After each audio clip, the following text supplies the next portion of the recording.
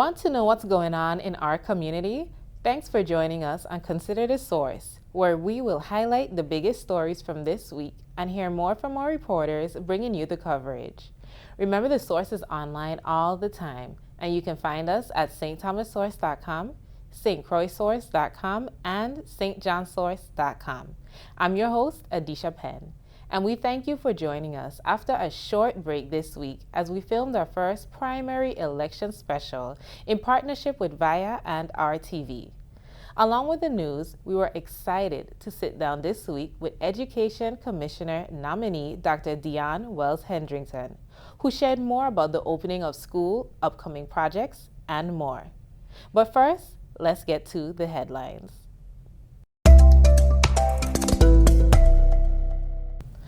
Though the unofficial count was not made public until close to midnight, overall trends in early voting and final numbers on St. Croix, whose results went public before 9:30 p.m., stayed true until the end of the August 6th Democratic primary, with Governor Albert Bryan Jr. and Lieutenant Governor Tregenza Roach coming out on top of the gubernatorial race, and Senator-at-Large Angel Bolkes Jr. keeping his new seat. Bryan and Roach ended with 4,015 votes territory-wide, according to the unofficial numbers, followed by challenger Kent Bernier Sr. and Oakland Benta with 2,146 votes. In the Senator-at-Large race, Bolkes, sworn in just about 3 weeks ago to replace former Senator Stephen Payne, kept his seat with 3,546 votes to Payne's 1,010. In the district Senate races, all incumbent senators retained their seats based on the unofficial primary election numbers, while 3 newcomers on St. Croix and another 3 on St. Thomas St. John emerged to round out the rest of the slate. On St. Croix, incumbent Senator Kenneth L. Gittins was the district's top vote getter, pulling in 1,693 votes, with Senator Novell Francis Jr. coming in a close second with 1,660 votes. A block of newcomers filled the next 3 spots, with Maurice James pulling in 1,613 votes, Diane Capehart 1,413 votes, and Nemi Williams Jackson 1,433 votes. Incumbent Senators Javon James and Genevieve Whitaker clinched the 6th and 7th spots with 1,203 and 1,185 votes, respectively. Senate hopeful Hubert L. Fredericks slid into 8th with 1,179 votes. On St. Thomas St. John, Senator Donna Fred Gregory once again was the highest vote getter, pulling in 2,055 votes out of a total of 12,087 cast for the district. Incumbent Senator Milton Potter took the 2nd Senate spot on St. Thomas St. John with 2,004 votes, followed by Senator Carla Joseph with 1,526 votes, Senator Marvin Blyden with 1,502 votes, newcomer Joel S. Brown Connors with 1,040 votes, Ray Fonseca with 1,028 votes, and taking the 7th spot, Lawrence Larry Busholta with 1,006 votes. As mail-in and absentee ballots are still being counted, these results are unofficial, but Elections Board members said in a meeting this week that they plan to certify the primary by Tuesday, August 16th. Leading up to the general election in November, board members stressed the importance of ramping up voter education, as early voting numbers this year trended higher, but took a steep drop on election day, with less than 20% of registered Democrats coming out to the polls. Out of St. Croix, Lime Tree Bay Terminals is now Ocean Point Terminals, the CEO of the oil and fuel storage facility announced this week.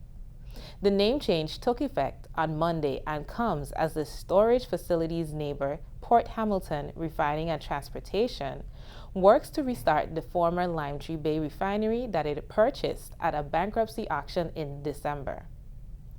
Ocean Point Terminals is a separate corporate entity from the refinery, though according to court documents, the company shares some infrastructure, including power generation, wastewater treatment, lab facilities, administration buildings, and employee housing, and are located on the same 2,000-acre stretch of industrial land on the south shore of St. Croix. These shared resources led Ocean Point Terminals to file a complaint in VI Superior Court on June 22nd, alleging that Port Hamilton owes millions of dollars in past due payments for its share of the services under a temporary agreement with Ocean Point. The complaint says the oil storage facility set deadlines to terminate certain services to Port Hamilton in April, including use of employee housing, email and internet connections, and phones. In its answer to the complaint on July 28, Port Hamilton admitted it entered into a temporary agreement with Ocean Point for certain shared services and has not paid what the plaintiff claims is owed, but said some services provided were Port Hamilton and asked that the court dismiss the case with prejudice and seeks to recover attorney fees. The case is still pending. Now, experts in petroleum coke handling were also on the ground earlier this week at Port Hamilton Refining and Transportation after a smoldering pile of the material was discovered, the company disclosed Monday, just about 4 days after the incident happened. Around 4:20 a.m. on Thursday, August 4th, an automatic alarm system was activated inside one of the coke storage domes at the St. Croix facility, formerly known as the Limetree Bay Refinery, the company said. A pile of petroleum coke, the solid fuel that resembles charcoal, was slowly smoldering. According to Port Hamilton, employees immediately responded and set up water spray nozzles inside the coke dome to cool the material. Pet coke experts flown in last Friday helped with the logistics of suppressing the smoldering pile of petroleum coke safely and expeditiously, according to Port Hamilton. This petroleum coke pile in the dome was left over from the brief operation of the coker unit in 2021 under Limetree Bay Refining's ownership. According to the company, Port Hamilton's Fence Line Air Monitoring Network has not detected any impacts but will continue to monitor. Thanks for joining us so far.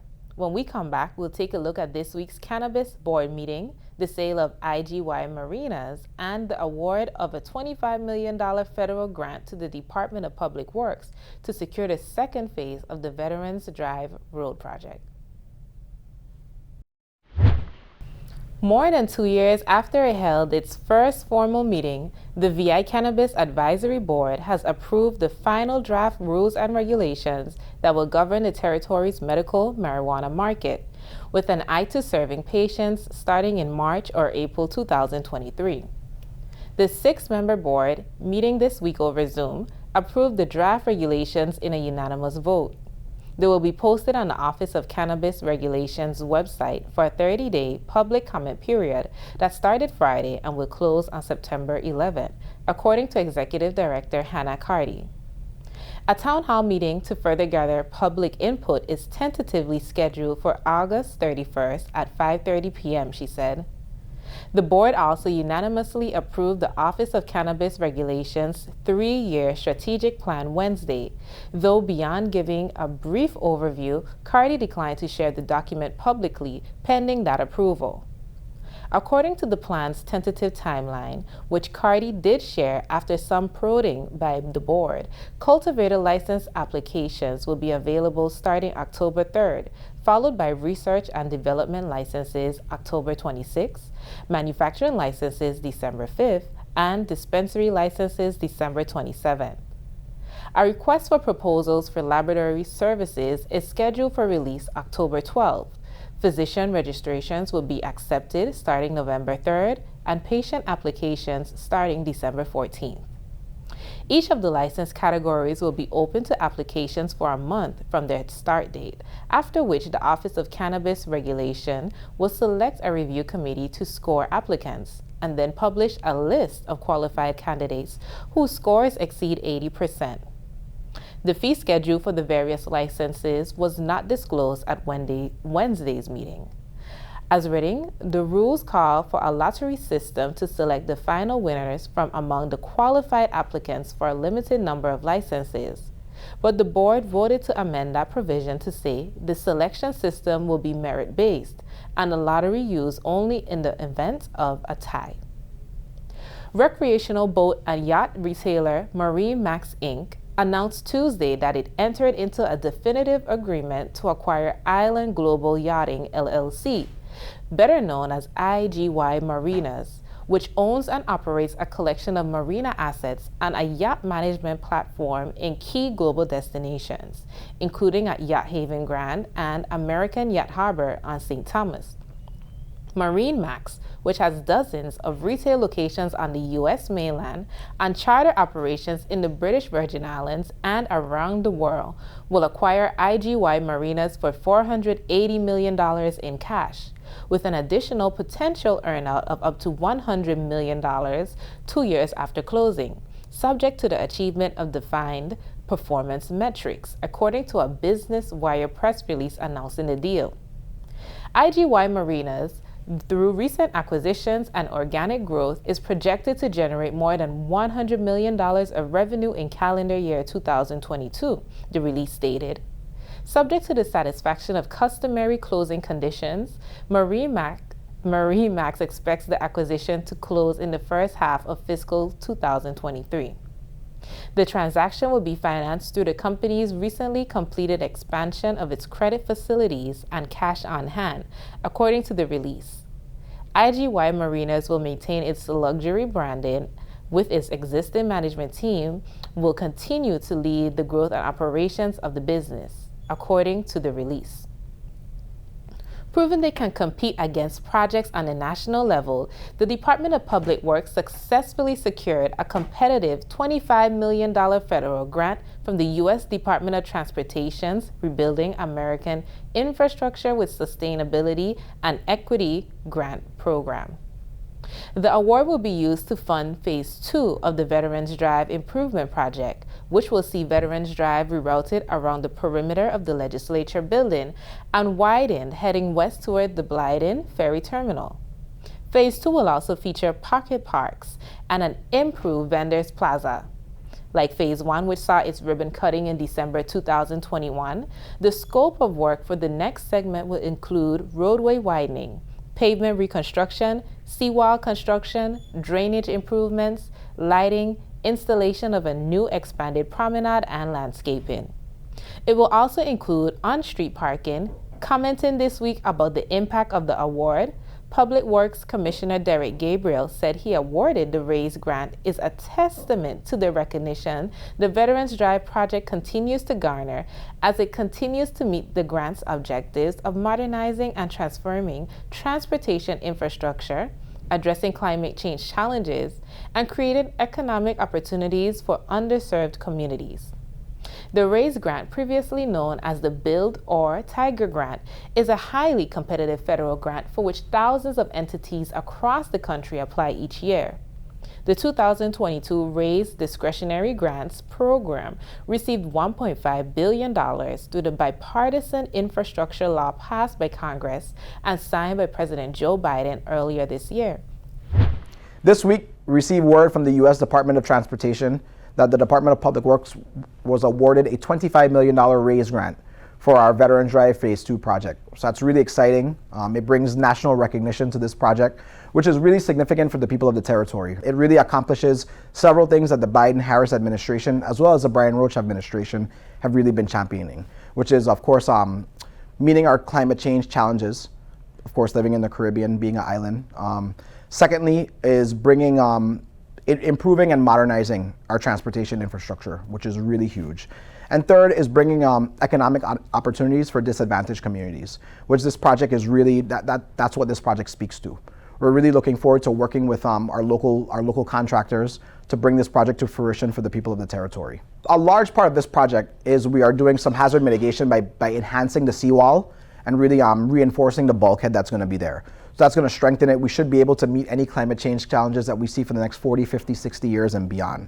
So that's really important in this project. There's also elements, of course, of environmental protection. There's going to be storm scepters across, all along the promenade so that we're able to capture some of the debris that's going to be running off from the hillsides.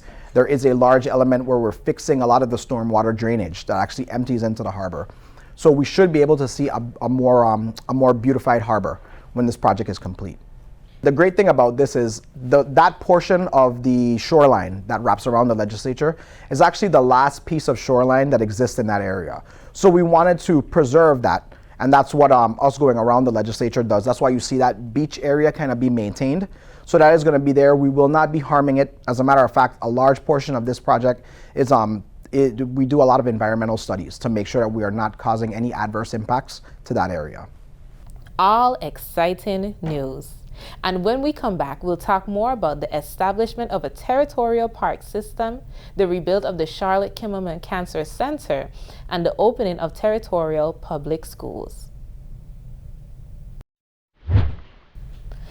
During this week's press briefing, Governor Albert Bryan Jr. announced the formation of a territorial park system that includes 30 properties so far, with a partially formed board of directors. The park system is being set up according to Bills 34267 and 34268, sponsored by St. Croix Senator Samuel Carrion, which allows the VI government to take over 30 properties in a territory to be put into the park system to never be developed. Bryan said other properties will be purchased and also designated for hiking trails, bike trails, shorelines, and nature preserves. Bryan mentioned land in Frederickstead being acquired to preserve the shoreline. The governor also named the area known as Maroon Ridge, which has had a set aside since the 1980s as potential land to be purchased by the Virgin Islands government. The developer was notified earlier this year that 1,000 acres will be transferred to the local government. Bryan named 4 board members on Monday, with another 3 to be selected in the future. Anyone interested in serving on the board should submit their names for consideration to Government House. The board ultimately will be confirmed by the legislature. The new board consists of John Pierre Oriole and Calvert White, commissioners of the Department of Planning and Natural Resources and the Department of Sports, Parks, and Recreations, respectively. The other trustees are Con Davis, a St. Thomas businessman whose family has donated land to the VI government, and Carlos Testor Jr., a project manager with GEC LLC, who officials said has been instrumental in acquiring the Maroon Ridge property. The VI Government Hospital and Health Facilities Corporation Territorial Board, the Board of Directors for the Virgin Islands Hospitals on St. Thomas, St. Croix, and St. John learned Wednesday night the Charlotte Kimmelman Cancer Institute could be rebuilt as soon as December 2023. Due to the extensive damage from the 2017 hurricanes, FEMA has approved rebuilding the entire structure, and to get started, evaluations were performed, along with a site survey and geotechnical report with recommendations to replace the roof, wall system, seals, and windows, along with the stucco on the outside of the clinic to make it more durable. The rebuilding team will soon be seeking bidders to install medical equipment, and according to Chris Ressler, project manager for Kimmelman with architectural and engineering firm EYP, they have made good progress on interior finished materials that were approved by staff and administration. The design and layouts will be modernized to meet current standards and have also been approved by the staff, Ressler said. The facility will be expanded somewhat to meet the growing needs of the community across the territory. There will be a conference room and an auditorium, and the outdoor staff lounge will be filled in for additional exam and pediatric exam rooms. There are also plans to modernize the lobby, waiting room, and infusion areas to meet current health codes, Ressler said, to create a world-class infusion center. Additionally, IT and security will be standardized throughout the Snyder Regional Medical Center facilities. The project has reached the point where bids have been received to demolish the facility. J. Benton Construction, Lamar Tech, USVI, Continental Construction and Engineering LLC, and Four Star Construction have submitted proposals to conduct demolition of CKCI. No one has been selected yet. While education officials said they felt that the opening of public schools across the district went smoothly from an operational perspective, what they most noticed while jumping from campus to campus this week was the students' joy of being back together for the first full in-person start since the pandemic. In-person instruction has been rolled out in stops and starts over the past 2 years, due in large part to COVID-19 restrictions and surges, and were mostly older students, paired with a hybrid option. Monday, however, saw the return of all grades, and speaking to The Source, both district superintendents noted that the fear they once saw among families appeared long gone. While safety measures, hand sanitizing stations, temperature checks for some, and a limit to visitors on campus were still in place, a shift in guidelines gave students and faculty the option of wearing masks, though many chose to do so anyway. All employees, from school monitors to administrators, jumped in to make the process as efficient as possible, which was especially important as the department started the school year with more resignations and retirements than planned, officials said. While education is able to track when employees have hit their 30-year mark and may opt to leave, if a separation was announced in the past 2 weeks, they would not have planned for it. Still, pulling from paraprofessionals and substitutes, principals were able to keep the classrooms filled, and the superintendent said they would be working closely with each school to help fill the vacancies, according to the superintendents. The pair also spoke about ongoing maintenance, along with the opening of additional preschools and kitchens. Remember to look for the latest news online at the Virgin Islands Source, and while you're there, be sure to sign up for our daily newsletter. All the headlines in your inbox for free. It can't get better than that. Now, as we said along with the news, our correspondent Christopher McDonald sat this week with the Department of Education Commissioner nominee Dionne Wells Hendrickson to hear what she was excited about on the first day and some of the projects the department has in the works. Hi, my name is Christopher McDonald for the VI Source, and we are excited to be sitting down today with the VI Department of Education Commissioner nominee Dionne Wells Hendrickson, who will be sharing with us more about the first day of school, her vision, and some of the projects she's excited about. Welcome, Commissioner, and thank you for joining us. Well, thank you for having me with you. I'm excited to be here this afternoon. Thank you, thank you. So let us start by talking about the opening of the schools. We opened weeks earlier than usual on August 9th. Tell us your observation. How did it go? What were some successes, and what are some of the challenges you had to deal with? Well, thank you for that question. I was able to do some tours on St. Thomas and St. Croix. We began at the Joseph Gomez Elementary School, and then we transitioned to Cancrine. Then we flew over to St. Croix, the Big Island, and we were able to visit Central High School and Eulalie Rivera. In my opinion, as an educator for the past 28 years, it was an exciting time to see the children all happy to be back. Of course. They've been out of face-to-face instruction for over 2 years, and it was just a warm, refreshing feeling. The faculty and staff were very much ready to welcome them back. The environment was conducive, and overall, I would say we had a pretty good opening. When it comes to weaknesses, of course, you know we struggle with maintenance. Correct. We have 32 sites, 27 that are past 40 years. Wow. And research shows that after 40 years, it's time to knock down and rebuild. Correct. And so we're in the process of rehabbing as we seek the federal funding to really repair them permanently or replace in some cases. Wow. Yes. That's a lot. But It's a lot. Wow, that's amazing. Yes. Yes. Now, we spent the last 2 years navigating the pandemic. Yes. We had virtual classes, we hybrid parts of the school year. We've interested to hear your thoughts on the learning loss associated with the pandemic. Are there things as educators that we have to look up to? What would we be doing? Okay, so that's an excellent question, and one that I think every parent is concerned about. So we did experience learning loss, and it didn't actually start from the pandemic. It started after the 2 Category 5 hurricanes.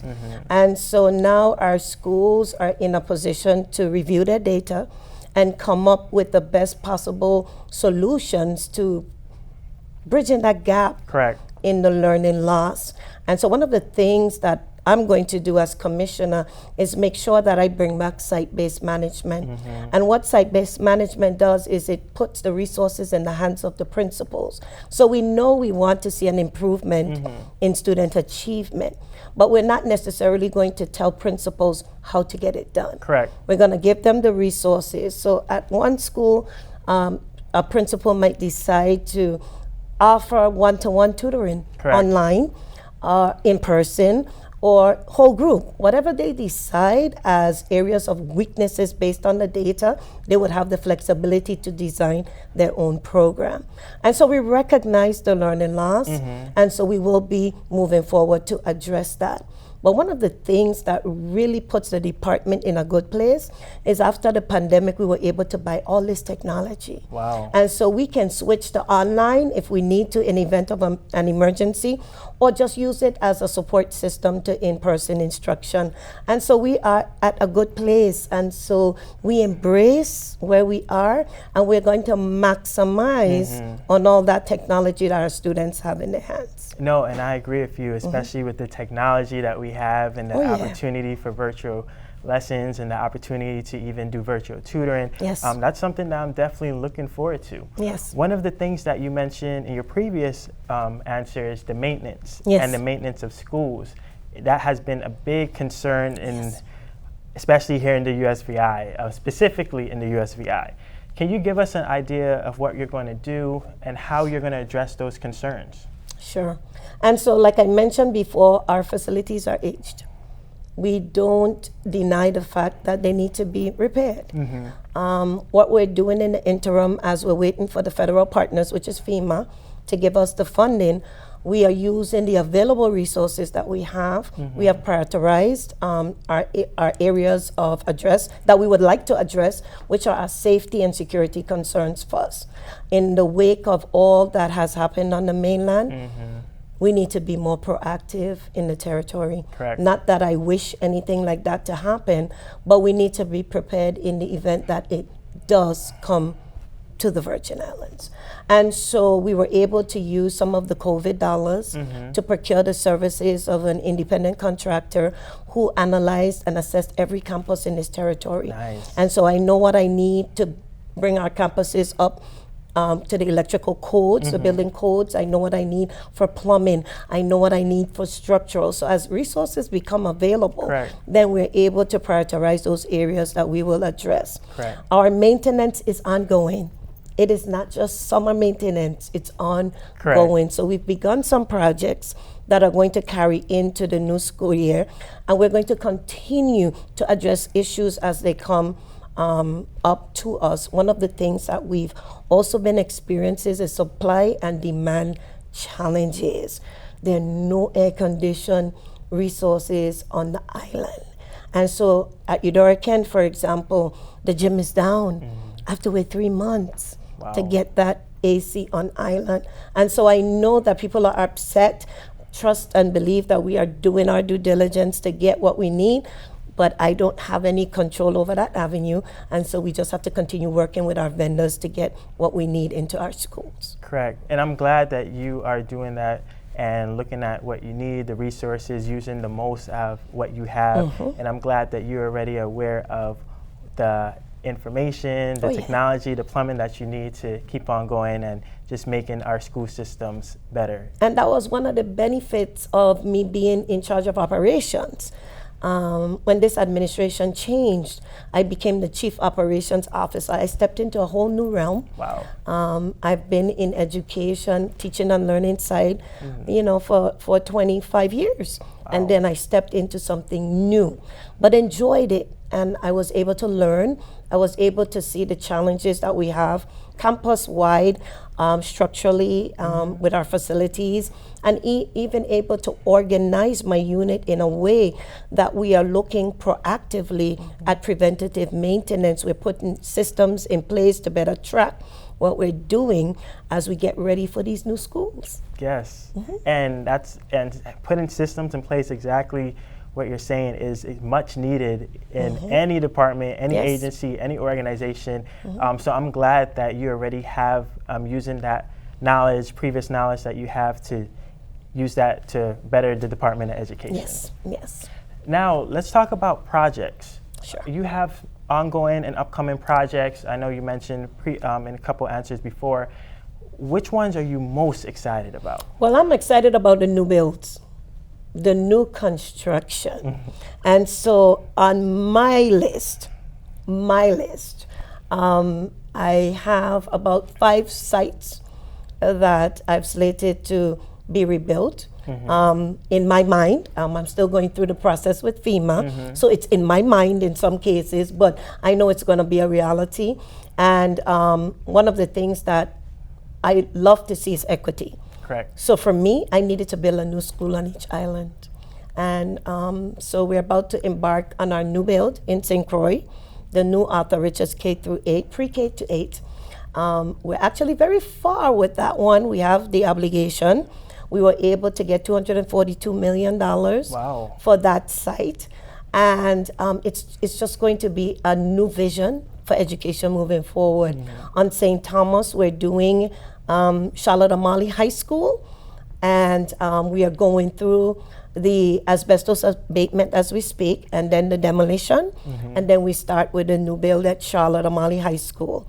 And then on my island, which is St. John, we're rebuilding Julius E. Sprouse School. Nice. In addition to that, we are going to rebuild the Curriculum Center, which was destroyed in St. Thomas. Wow. And for me, Central High School. I put Central High School on my list because as I toured St. Croix, that's one school that keeps me up at night. I don't like how the school looks. I don't like the age of the facility.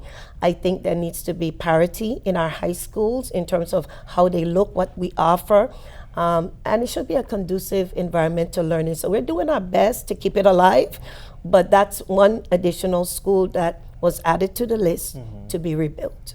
Wow, and I could just Yes. hear how passionate you Yes, are yes, about that's my getting these project, schools, and yes. especially in St. John, here in Yeah. St. Croix, here in St. Thomas. Like, I could see the passion in your Yes. voice of just getting these facilities up to standard Yes. for you. Yes. Finally, there are a lot of things, of course, that you have to do as the commissioner. But we want to know, if you had time and resources, what are some of the things you just love to do with the Department of Education? Well, one of the things I know that we're going to do is think outside the box when it comes to education. So no longer is it going to be educating students within the 4 walls. We're looking at outdoor and indoor learning spaces. We're looking at more collaborative learning in our schools. We have now the ability to infuse more technology into our learning. We're looking at the courses that we are given opportunities that were given to our high school students. And one of the things that was very amazing to me in my new schoolwork, I was able to really partner with some architects and engineers from on the mainland who had been used to building schools. And they shared with me a concept that I really would like to see at Charlotte Amalie High School. And this is where, as a student enters into the high school, they determine what track they want to be in, meaning where are their interests? What do you see yourself doing? And then we cater their educational learning experience to that track. And so at this particular high school on the mainland in Arizona, they have what they call forts. Correct. And so within the fort, you have your English, you have your math, you have every discipline that's connected to what it is that you're interested in learning. So you would be reading, let's say it's culinary arts, you would be reading literature tied to culinary arts, which would pique the students' interest Correct. in that discipline, as well as teach them the skills or the Correct. standards that we want them to learn. And so for me, reforming education, thinking outside the box, bringing things to the islands that we've never seen before, and aligning the structures to the instruction, it's going to be powerful. And so reforming public education is my passion. And I want the community to build back their trust in the public education system. No, definitely. And just like what you said, building those skills to give those high school students, those skills are a necessity, Yes. especially when they move on to high school and Yes. pursue their different career fields. you learn all of that at high school before you go to the real life. Correct, So correct. having that aspect and even using, like you said, the fort system and everything from Yeah, it's Arizona. just different. I think that would be amazing to see Yes. that here in our Yes, schools. Yes. Well, what a great conversation that we had, and we really enjoyed this moment. And thank you so much for the time that you have given us. And one of the things that we want to say is that as your nomination moves forward, we want to wish you the best of luck, much Thank success, you. and we just look forward to seeing all the great things that you're going to accomplish Thank you here so in much. the U.S. Virgin Islands. Thank you so much. Thank you so much for joining us today, and we look forward to seeing you again next week on Consider the Source. I'm Christopher McDonald. Thanks, Christopher. And thank you, viewers, for joining us this Sunday. We can't wait to catch up with you here next week. And until then, stay safe and stay informed. The Source is online all the time. Keep visiting our sites for around-the-clock community coverage and tune in on social for updates at the top of each hour. I'm your host, Adisha Penn. Until next time.